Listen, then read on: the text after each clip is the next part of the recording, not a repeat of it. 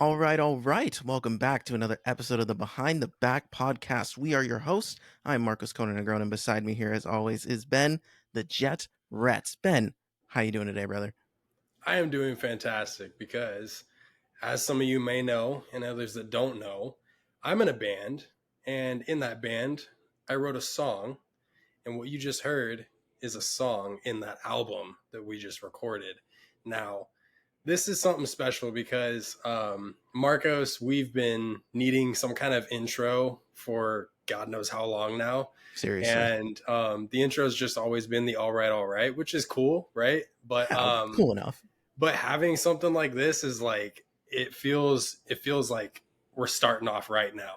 So what better way to introduce this new intro on a week where the Kings are now in a play-in scenario? So without further ado, I think we should really just talk about that.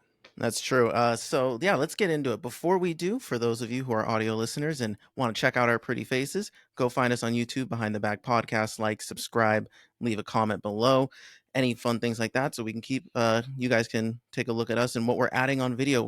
Along with the intro, we're trying to get a little bit more creative, add a couple things. We're going to screen share with you guys here a little bit, just new ways to add the pod. So for those of you who have the time to watch us on video so you can kind of follow along with us, it'll be great. So, like Ben mentioned, the Kings are in the play-in, and we didn't get a chance to pod last week, so there was a lot that's happened in the time that since we last spoke. And the Kings had an opportunity to secure a sixth seed up until about 3 games ago, and they let it slip through their fingers, and they couldn't even hold on to a seventh or eighth seed, and they have now fallen to ninth. So the Kings finished this year with a 46-36 record, two below what we finished last year, but two above, or a game and a half above, the projected win total of 44 and a half wins for this year. So we're obviously going to get into the matchup with Golden State. But I wanted to take some time to kind of just look at some, like, why we're here. How did the Kings get here? So let's talk about some of the important things, some of the memorable things that we can take away from this year. So I'll start with just some straight statistics here. De'Aaron Fox stole, for lack of a better term, the steals per game leader from Shea Gilgeous-Alexander yesterday against the Portland Trailblazers. So Foxy finishes with a total of 150 in 74 games total, which makes him the leader in steals per game. So that was cool. It's kind of nice for Foxy to kind of get that two-way development. He's really just kind of become a different player on that end. And then when we go to our other all-star, that wasn't named one, Domas, we got Domas leading the league in rebounds for the second straight season with 13.7 killer, just showing even more his ability to dominate in the paint. And then to add on, Domas has been the one racking up. He got the doubles, finished with 77 this year, which is the seventh Jeez. longest. That puts him with the seventh most since Moses Malone, seventh most in NBA history, I should say. And his double streak finished against OKC with 61 straight, which was still, well, the most by a long margin since the merger. So Yeah, and to add to that, I mean, the 5 games that he didn't get a double double, he still played. He played all 82 games this year, and that's awesome to see, especially considering the other injury bugs that have hit this team throughout the year. It was just awesome to see a full season of Domas. agreed. And we'll get into some of those pieces too, because I do 82 games is really important. Only a handful of guys finish all 82 games every year, and to have Domas in that category is really important and has been important, especially with some of the injuries we've dealt with. And he also led the league in triple doubles. He out gained Jokic by one, so he gets the crown for this year, which is also really really cool for a guy his size to just kind of show his development and his control of the offense. So, you know, we can dig deep into numbers and everything, but our season last year was carried so much by Foxy and Domas doing their thing, being named all stars, being the leaders of this team. What do you think the statistics will say they improved? How did you feel throughout the course of this year? Did you see a development with Fox and Domas? Yeah, I mean, obviously, the more that the more a core plays together, the better they're going to be, as they continue on. And there was a lot of growth in that duo this season.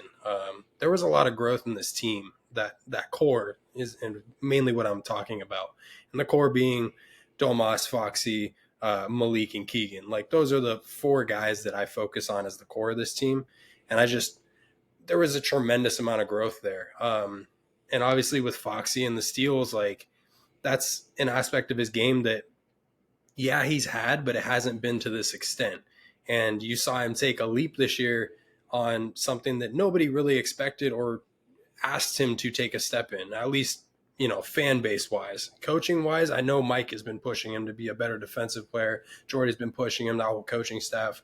I know Foxy's taken that as like almost personally because, I mean, look at him. He's leading the league in steals per game. So, awesome to see some of the growth that we got from those guys this year. For sure. And I wanted to, so on a negative side of this take, again, for Foxy, I think we can point out a couple things for like Fox and Domas where maybe we did see some flaws. So like this year, I know for Fox, you were harping a lot on his three The point, threes. yes, his 3 point attempts. Now he's improved. He went up from 32% to 36%. That's a great improvement for a player who came into this league not being able to shoot threes that well. Mm-hmm. Um, but will hopefully that's something we don't see as much in the playoffs. Hopefully it's something that it's a little bit more controlled. Maybe he gets back to the mid-range game. And for Domas, I wanted to talk about just kind of what I don't know if like for those who don't follow the Kings, they don't notice it that much. So when Malik Monk got hurt and Kevin Herter got hurt, right?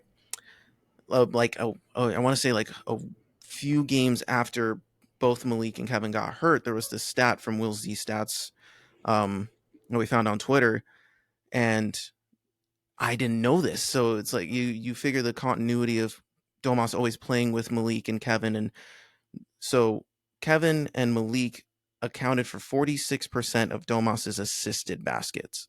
And I found that to be really interesting because when you look at the numbers, it's kind of nuts. So Domas was averaging 20 points per game on 61% shooting when he had both Kevin and Malik on the court with him. Kevin went out March 18th um, in the Memphis game, and Malik went out on March 29th in the second Dallas game. So the March 18th to March 29th gap, when it was just Domas and Malik, Domas went down to 16 points a game on 50% shooting.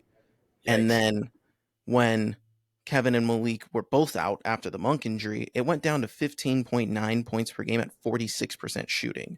Mm. And this was prior to the OKC game or right after the OKC game, because the last three games we just played, Domas has played much better, despite us not winning as often. So it bumped it up to 17.2 points per game on 51% field goal shooting. But the difference with and without them makes it very interesting to me. And then I watch a guy like Nikola Jokic play, and I'm thinking to myself, oh, I can really, really see now the difference in the limitations into why guys like Jokic and Embiid are in their own tier. And then I would still put Domas on like my, first or second on the tier two guys. But that's why because of his consistency. But that was one of the things I noticed from Domas, especially after the injuries to key guys. So that was just one thing for me to consider. Yeah, and it's really important to focus on those things, especially with the trade talks with Kevin Herter and then the potential loss of Malik Monk in free agency. Right? It kind of just enhances the need to keep at least Malik around, right? And if there's a way to keep Kevin, a consistent version of Kevin, which we started getting more of right before he got injured, if we get that version of Kevin and we're able to hold on to Malik, like yes, you're going to see Domas playing his top game because we've seen it.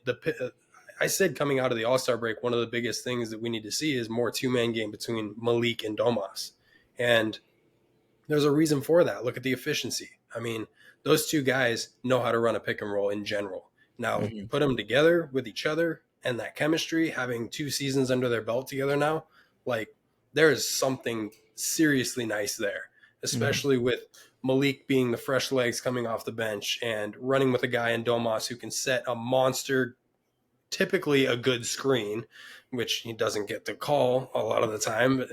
Yeah, it's a whole thing. Um, but there's so many pros to having those two guys out there with Domas, and it's not really a surprise to me to see his numbers drop off like that.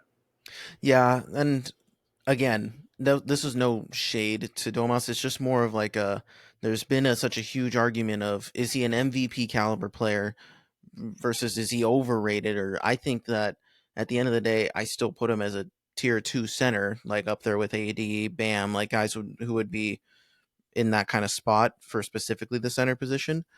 But I can understand where the gap is because Domas doesn't act like a score first player and his repertoire still is a work in progress. You're seeing him, take some more middies, trying to work some more in the post, but it's still you can tell there's still work to do.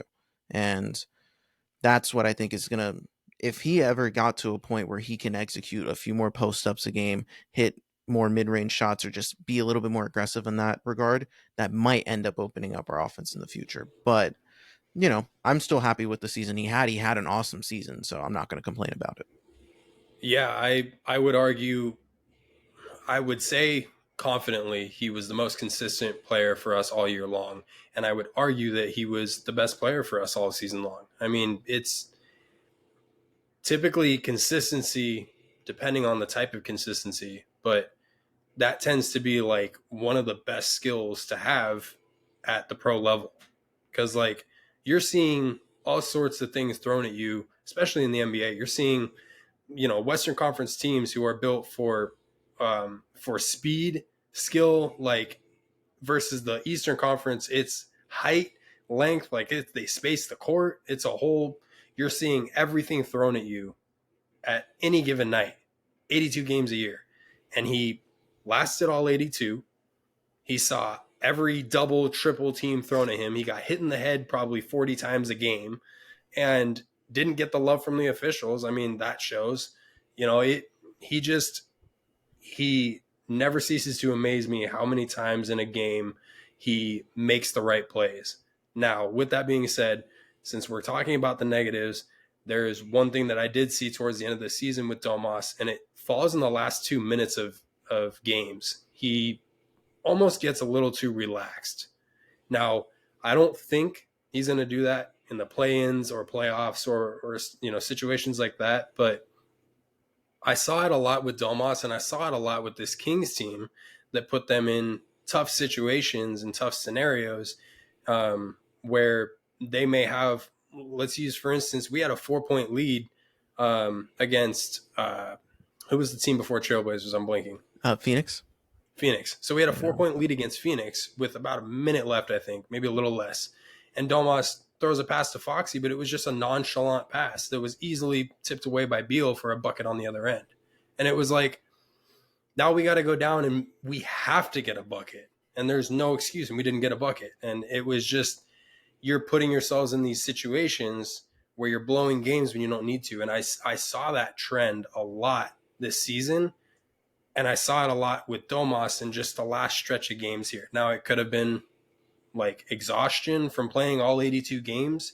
It could be a mental thing, like who knows? But that is one thing I did notice that was kind of an interesting thing to keep an eye on going forward. No, I completely agree with that. Let's throw in let's do the comparison from this year to last year. So I want to take a look at, and I'm going to just specifically tackle offensive and defensive rating. Now, for those who are confused on what defensive rating, offensive rating is versus offensive points per game and defensive points allowed per game. The difference is this is with the rating is that it changes it to per 100 possessions, so it takes away the pace of it all. So because every game is going to be slightly different depending on the pace of play, so the rating puts it to an even 100, and it is a more efficient system in efficient way of tracking who is actually being efficient in these in offense and defense. So when we look at the Kings' overall offensive rating, it was 14th. Last year, it was first by a mile. And so we've fallen from historic offense to middle of the pack. And then our defense, which was 24th overall last year in defensive rating, which was not great, but we had moments where we could step up. Versus this year, it finished at 14th overall. So again, middle of the pack for both offense and defense. Now the defensive side's great. We were talking this for fans as years have been talking for like, oh man, if we just had a top 20 defense, a top 15 defense, how good would this team really be? And we have seen stints, especially since March 1st, since the beginning of March, we have had the third best defense in the NBA by defensive rating, which is unbelievable. And it's something that this is a consistent enough sample size where it's kind of working right now. And so, but on the flip side, it's our offense that stalls. Our offense will settle for threes, things of that nature, turn the ball over. So I guess my question to you is would you rather have last year's version of a high powered offense and defense that kind of shows up when it needs to and can, or this version where the defense is there? We have a solid defense, but the offense just isn't as consistent. What do you think, would be more conducive? And we're about to get a real test in the playoffs because we got last year's version of the Kings, who was offense first, defense second, versus this version of the Kings against the Warriors, which is now almost defense first, offense second. So, did you have a personal preference of how you'd like things to be? To be honest with you, it's somewhere in between. But for the sake of this exercise, I will pick a side. Um, I will take this year over last year. This roster and what we're currently doing over last year, because when I look at the Western Conference, and we're going to get into this a little bit later, it's it is so much better than it was last year. Like, it's not even close. This was a historical season by the NBA's standards. Like, there were numbers that teams have hit and things that teams have done and conferences conferences have done that we haven't seen before. So the Kings are a part of a play-in scenario in the Western Conference, which last year with the defense they had, I don't think would have kept up in the end of this, the last 20 or so games this year. Um, to rephrase, like, I essentially last year's defense wouldn't get the job done this year. So to see what we saw out of this team this year was huge. What it did show me, I kind of have like a theory, I guess. Hmm. The more defense that this Kings team is playing, the more I guess settling they do on the offensive end, because it kind of flipped if you think about it. The offense last year was what was dominating, like you said, and the defense was down. Well, that was because they were going crazy on the offensive end, and then defense, they're like, well, we'll just make up for it on the other end. We'll just, let this guy shoot an open three. It's fine. Oh, you mean the Magic put up a crazy amount of threes on us? Oh, okay. Like, this is something that this year now it's the other way around. Like, it's our defense that's getting it done. And on the offensive end, Foxy's settling for 8 threes, or 15 threes in a game. Not really, but um, you're just seeing a lot more settling on that side of it. But ultimately, yes, I would take, with the version of the league right now, I would take this Kings team every time. I don't know about I you. No, for me, I would say the same thing. And like, I loved the offense that we displayed last year, but at the same time, we couldn't lock up guys when it mattered most, and it cost us. For example, the Warrior series, it cost us. Like, obviously, good defense can't game plan around a 50-point game, and that's something we'll get into Yeah. as we talk about the matchup in general. Um, but I've seen a lot of things with this defense that I really, really like, and all it takes is one good night, and it sucks that we have relied on the threes so much, and I think that's something that systematically, schematically, they're not going to change going into the playoffs. They're not just going to become a totally different team and just drive in the paint every time. I also think that's where the injury to specifically Malik Monk is an impact, because Monk was that kind of that change of pace. Like, I'm going to drive right at you. I'm going to go for contact and hope that I can either dump it off or, get the contested bucket. And we lost some of that juice once Monk went out. And I think, that's something that, can't be understated, because like when you see a guy like Keegan, like in the past like month or so, he's starting to integrate his game a little bit more on the inside, and that's going to be useful moving forward. I don't anticipate that he's going to do crazy things like that in the playoffs, though. In the playoffs, the games, every possession matters. The guys are going to think just a little bit more, so the leash isn't as long, and you're not operating on the same, you're not taking the same risks. So it will be interesting to see what the approach is, because it is going to be a first, defense first approach against this Warriors team. Um, but that's good. I was curious to see what you thought.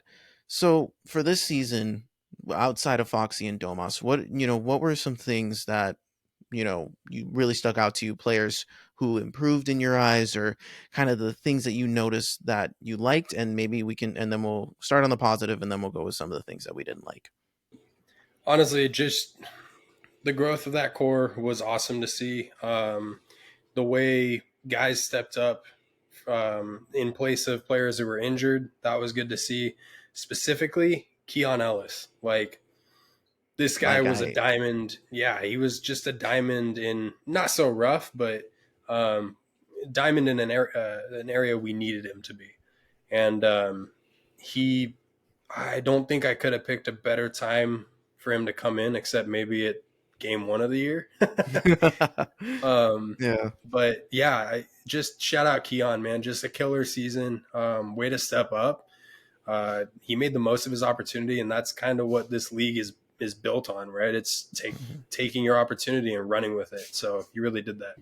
Yeah, I was obviously really excited to see Keon kind of emerge. And that's been huge for us.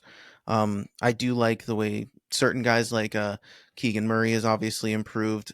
I think when you watch every game, people aren't going to think that, but the numbers support it. His shooting was down from the 3-point percentage. He was shooting 39% last year, and he hit 35% this year. So it is a pretty decent drop off, but his overall field goal percentage is pretty much the same. So he scored more points per game, he's rebounded more, assisted, had more steals, more blocks. All of that is so I think that Keegan's on his way up. And I'm excited for the progress that he's been making. Guys like Trey, really just another impressive year from Trey. Obviously, he was kind of hurt, especially at the beginning, and then he had that little stretch there. But every time he's been in, he just brings that energy. He's gotten better. Like, you can tell that he's not afraid to try more things. He can put the ball on the floor and dish it off. Like, he's doing things of that nature that are making him much more valuable. And I think he brings that hustle that we want to see, albeit like, he gets beat, every now and again with his, physical limitations, but that dude brings the hustle, and he kind of has that grit that every bench needs and every team needs. For sure. One thing I noticed while you were kind of talking about that is I'm noticing with guys like Trey, with guys like Monk, even Sabonis, guys who come from other teams that have a distinct role on this team, putting in minutes, they've improved as players. Like, they are a better player today than they were prior to coming to the Sacramento Kings. Hmm. And that to me is just super special, considering the years of trauma that this city and franchise has seen. Um, to be able to say that guys have come to Sacramento and gotten better in what they do on a daily basis is something that, like, we should be ecstatic for, because that means, like, whether it's a draft or whether it's somebody that we're taking an interest in their project, meaning their development, right? Like, taking a chance on a player makes a little bit more sense now, considering you're seeing a lot of this, a lot of these same scenarios play out. So it's kind of interesting to see. Yeah, I think it's fine. It's showing that there's actually just a good coaching staff around Mike Brown. I think that some of the things that got overlooked, especially in kind of like the older NBA of it all, was like assistant coaches. You only kind of knew like the first two or three, occasionally who was on the bench that made a difference. But now, if your team doesn't have a stacked bench of good assistants, good quality assistants from top to bottom, it can stunt the development of a team. And we're not used to all these to like the homegrown talent that we've been getting. Like Keon Ellis is a prime example. Obviously, when we got Monk from LA, he was good enough for us to get him on a cheap $10 million deal for 2 years, and all of a sudden he's become a six man of the year candidate and can make a max deal. Trey Lyles, I was very low on when we got him. I was like, we got rid of Marvin. I'm okay with it. That's fine. But I'm not sure how I feel about Trey. I called Trey, just for the Yeah. record. Yeah, yeah. And I was, yeah, you were like, oh, I'm sure it'll be, and I think it'll be pretty good. And I was like, I Yeah. don't like this guy. And all of a sudden he just, I'm not going to call myself a Trey Bay, but I love the effort that he brings. And he's extremely useful for, I think, he'll be extremely useful moving forward in the future, especially if a guy like Monk goes, and I'm confident in Trey stepping up into a bigger role if we need him to next year. So that was good to see. Yeah, definitely. So we got into some of the, key things that we liked. What were some of the things this season that, that you thought put us in this position that, we could have been a top 4 seed had everything, had the balls bounced our way, had we made different decisions, had we made free throws, things of that nature. You know, what did you think could be the reason we lose this play in, which should kind of be like the tail of the season for us? What has been our issue in your opinion? It's just it boils down to the same stuff we talk about every week, right? It's that consistency thing. You kind of don't know what version of the Kings are going to show up to the game each week, each day, and it's a frustrating thing when you experience that for 82 games. But um, it's also it's also something you got to consider when you think about the how young this team is, not really age wise, but just in terms of being together. They're this core is on their now end of their second year together. The third and fourth year, like if they can keep Malik here, third and fourth year is what I am super stoked to see, like the jump from good to great. I wanted to see that jump that Mike Brown talked about end of last year going into this year. I wanted to see that jump happen this year. And was it realistic to expect that? Yes. Considering what we saw from going from terrible to good, like we were like, oh wow, that's a jump. Okay, we can do the same thing here. And then we got humbled a little bit, right? We understood, we got the new meaning of now what it takes to go from good to great.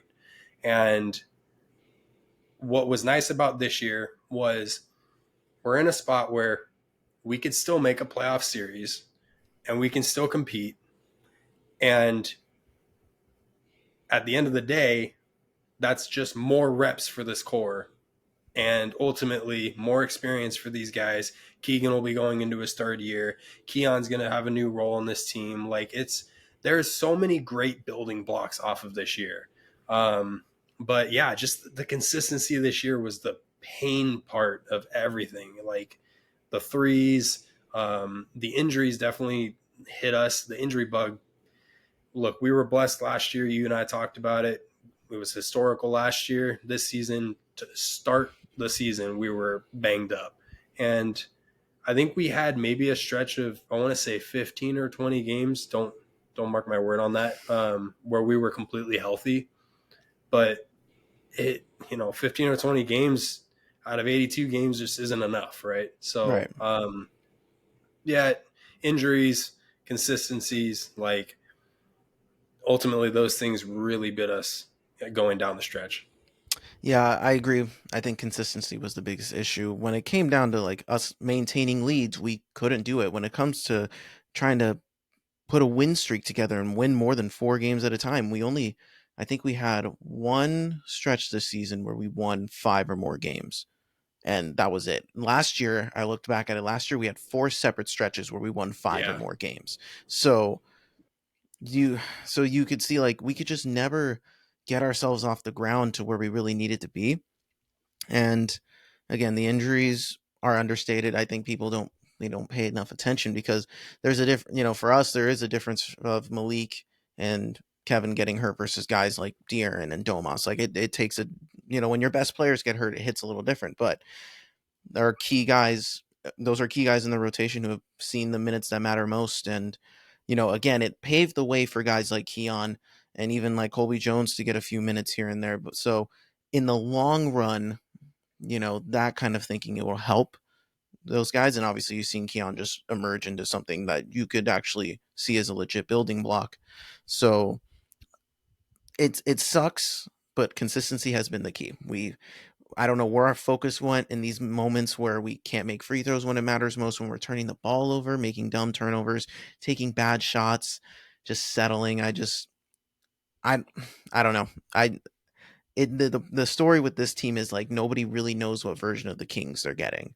And we could be and it's gotten to the point now where we're not even surprised if we win or we're not surprised if we lose. So it's like we're in that in between where we're back at last year, like coming into this year, where we kind of expected to win. Now it's almost Yeah. like we know we can win. So we've kind of fallen back into that range where like we know we can win, but we're also very capable of getting in our own way. So that's been, I think, you know, the monkey on our back that we have yet to get off, and might be the reason why, we eventually we don't make the playoffs. Maybe we win tomorrow and then we just choke against, whoever we end up playing against. So Yeah. I mean, and honestly, thinking about it, like maybe the injuries and consistency played into each other.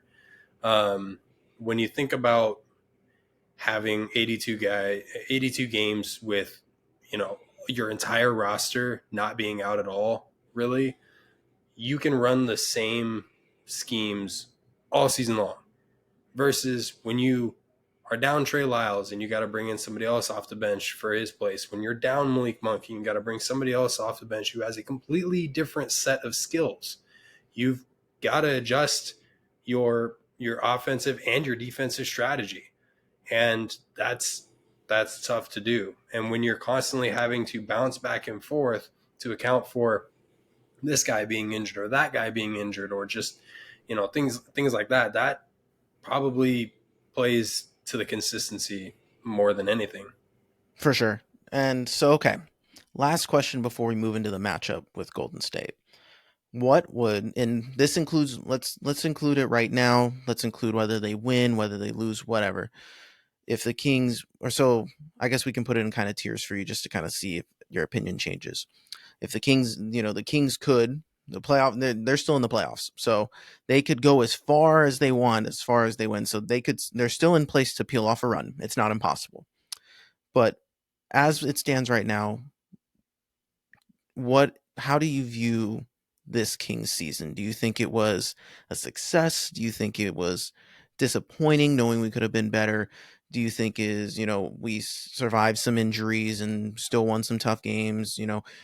Where would you rank it? And you can assume it as of today. If it ended, if we lose tomorrow, what would that mean to you? Or if we win, get into the playoffs, does that change your opinion at all? I just want to know what you think.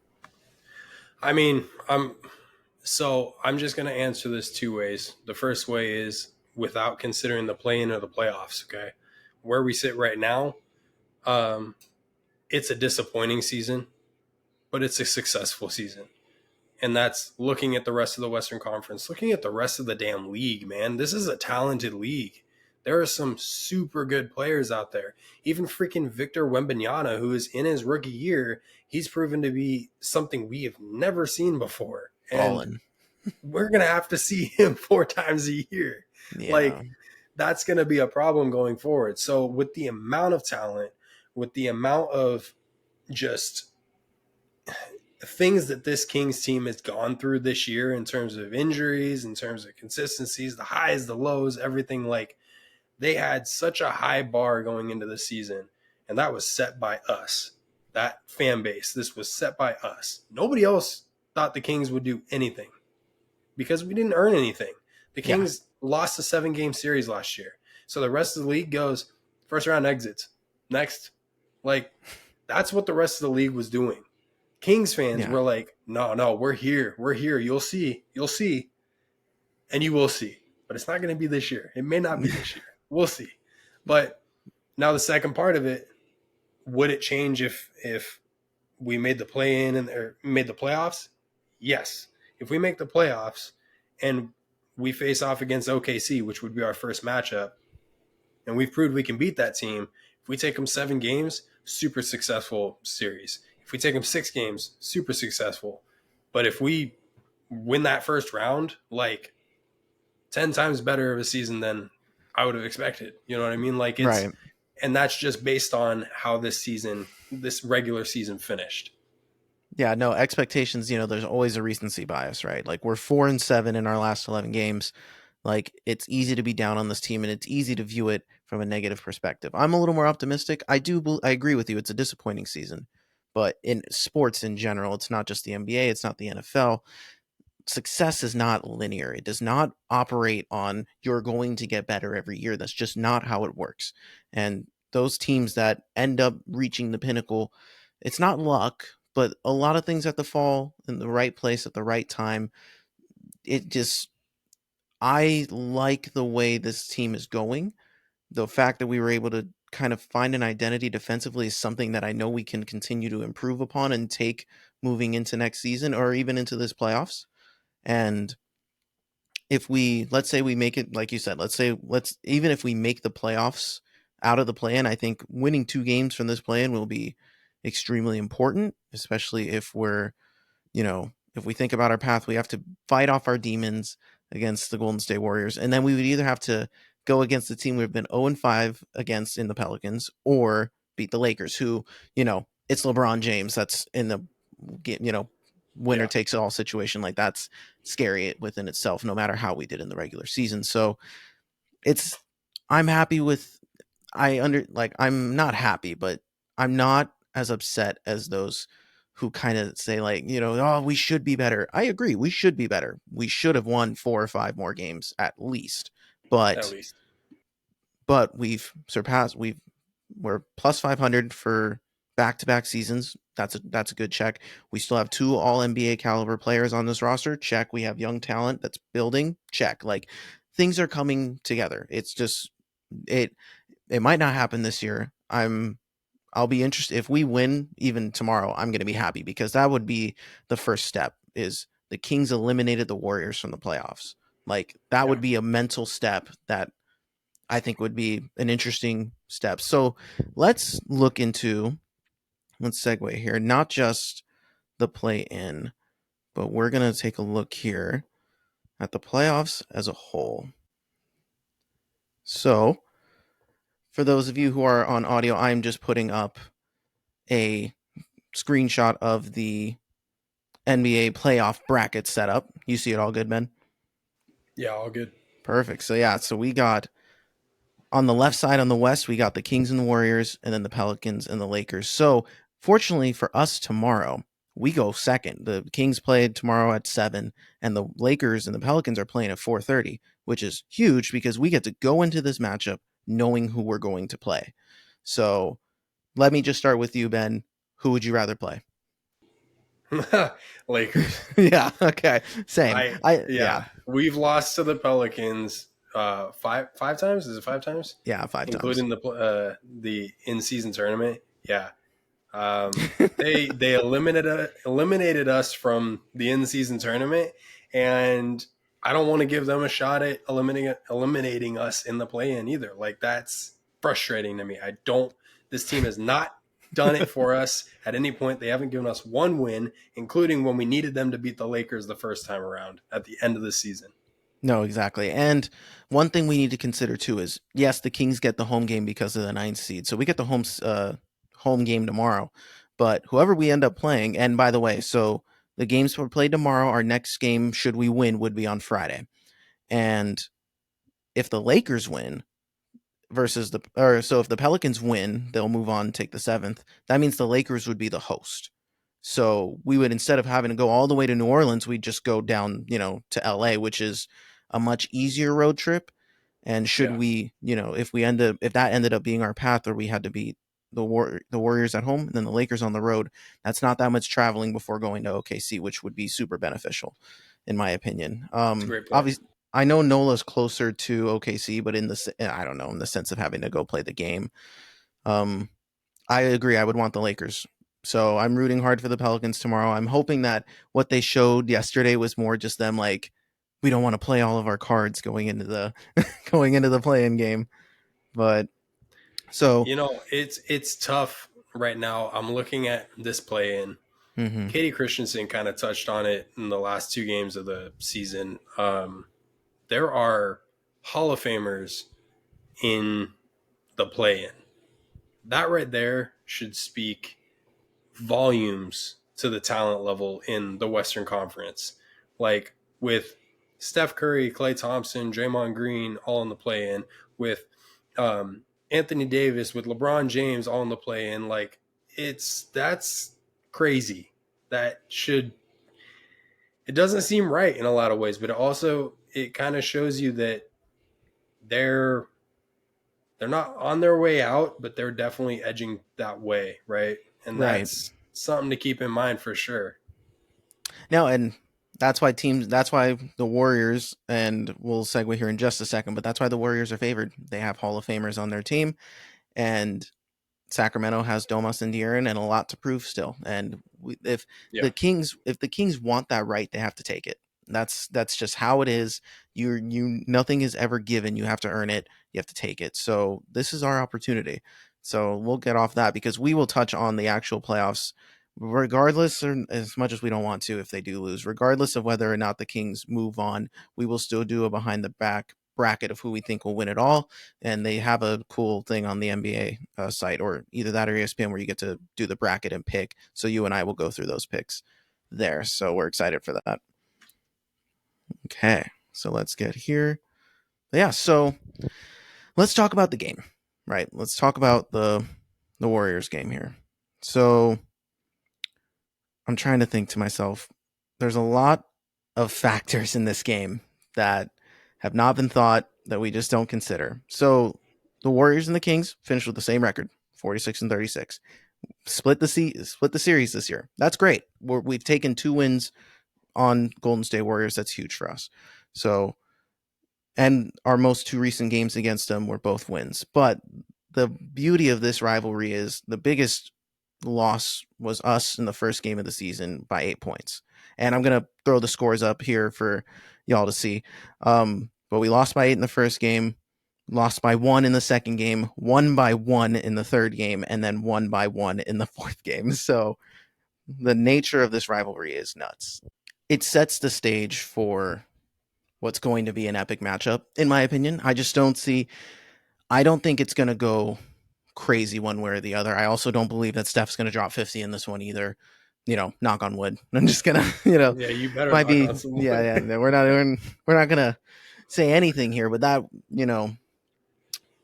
let's put more things in perspective here. Sac has been a top 3 defense since March began. Warriors are about 11th in defensive rating. The Warriors' offensive rating is 7th, so they're still top 10. They're still very good. And the Kings, as I mentioned earlier, were about 14th. So let's look at some of the things that are important in this game. The Golden State Warriors are apparently leading the league in rebounds. I did not know this until earlier today, and I thought to myself, "Oh crap! What was the one thing that cost us in last year's series? It was not Domas, it was rebounds, not Yeah. Domas." Let me just say that very clearly, but it was rebounding, and obviously the Warriors are such a, you know, awkward team to go up against with the way that they shoot threes. It comes off the basket weird, and you're going to get a rebound at about the free throw line.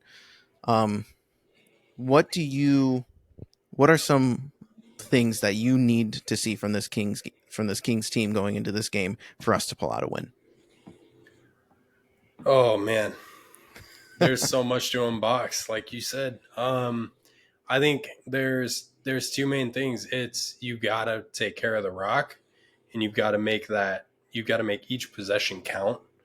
Um, and consistently throughout this game, you have to make use of every situation. Meaning, if you're on the offensive end, get the best available bucket. Don't try to just throw up a three the thing with Golden State, they're going to go on runs. This team always goes on runs because they can easily put up 15 points in the flash of an eye, right? Mm-hmm. And you have to be prepared for that, and you cannot freak out when they do that. And I think the Kings managed in those last 2 games against the Warriors to kind of find an okay spot where they let them go on their run, and then we'll kind of eat back away at it, and then eventually take the lead when it matters. You need to have that same mindset in this game. Like, you want to try and eliminate this team as early as possible. Mm-hmm. That's going to be tough to do, considering Steph isn't going to let that happen. And I would say Clay isn't going to let that happen. He's fallen off a little bit, but he's still such a good shooter and he's consistent. That's one guy you can't forget about. Yep. Draymond is going to be on that court.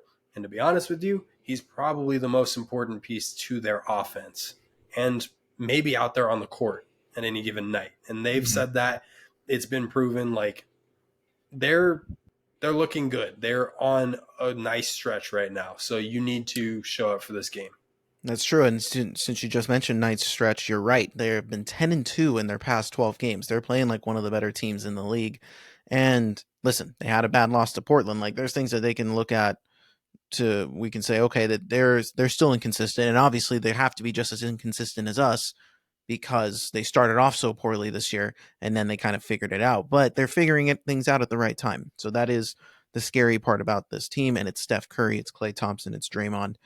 And Draymond will be the X factor in terms of, are we going to be able to not allow him in our head? Are we going to dare him to be the guy to hit his threes? And he's shown recently that he can do that.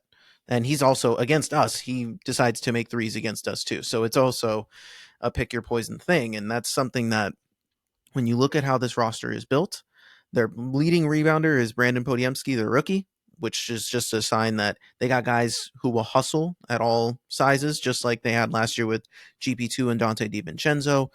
And they're using guys like Wiggins and Thompson off the bench to kind of bolster and help them out, get into the rhythm that way. And we have to worry about Kuminga.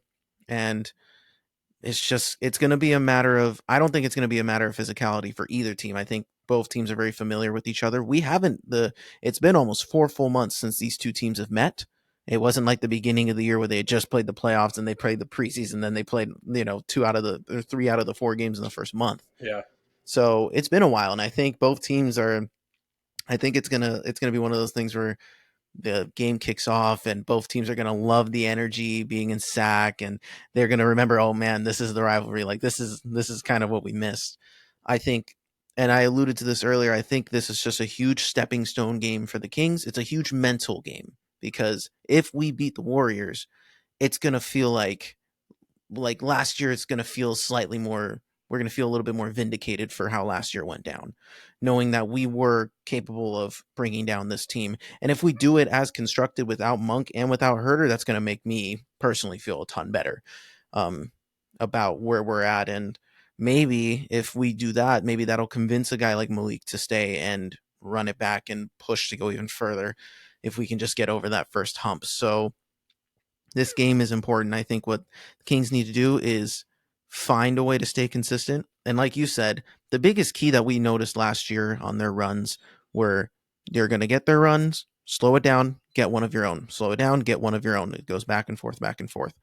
So we need to control the pace. We need to limit our turnovers and be disruptive on defense if we want to come away with a win, in my opinion. And obviously, we got to rebound and we can't let them get too many second chance points. We need to be the one to dictate that. And that's going to be tough. So I'm beyond, I didn't want this matchup. I didn't think this matchup was going to happen given how the season was going 3 weeks ago. I was like, this would be the one matchup we were avoiding. And all of a sudden, it just kind of, this NBA script fell right into Golden State's lap. And I know that they, out of all the teams, Golden State probably wanted Sacramento too. So it's going to be interesting. I'm so excited to see Foxy go at it. He was such a playoff performer last year prior to him breaking his finger, and Domas gets another crack at it. I think there's a lot that both of these guys and this team just wants to prove. So I'm excited. Yeah, I genuinely expect them to come in as hot as possible. Not shooting lights out, but this is going to be a tough matchup. Both teams are going to come into this game and bring everything that they have because it's not just you're trying to get to the playoffs. The Warriors are fending off the the whole story of their legacy is over, right? Like their reign is over. Well, they're trying to fend that off right now and say, no, we're still here. And rightfully so. The Kings are trying to make some noise and actually eliminate a team that has proven to be so damn hard to eliminate for them the past 2 years. And last year is just a shadow, an absolute shadow hanging over this team. If you can knock the Warriors out, like you said, this is a barrier for them. Like they need to break this down, and it's a growing point. Like just go in and like take care of business as best you can. Like that's what has to happen. For sure. And again, the Kings are 2.5 point underdogs in this game. That's not a huge spread, but it just shows that the Warriors still have the respect, and the even as much as last year and the way that they finished this year is working in their favor. So again, if we can, I'm curious to see how our defense comes out. I'm interested if we employ the blitz defense right out of the gate. I know we try to do that to mess with Steph a little bit, but I'm nervous with guys like Draymond who have been there before, have seen everything. If in a playoff game they just make the right decisions, I just hope that we make proper adjustments as the game goes on, because I think that's also been one of our issues this year. Is like we'll try one thing for too long and let things kind of fall apart a little bit before trying to make any kind of change. So I hope we just have a consistent game plan for if they try to run this, we have our answer. If they try to run this, we have our answer. Let's confuse them here. Um, so let me ask you kind of who do you think for Sacramento? Who needs to make the big difference tomorrow? Who needs to be the one to carry us to victory? Obviously, it's a team game, but who needs to be playing well for us to win? I can only pick one. Yes, I know, right? Um, Who do you it's think is the gonna most have important? it's gonna have to be Foxy. Foxy needs to put this. Look, he did it last year in that series in pretty much all 7 games. Like he put this team in his backpack, Mm. and got to do the same thing this time.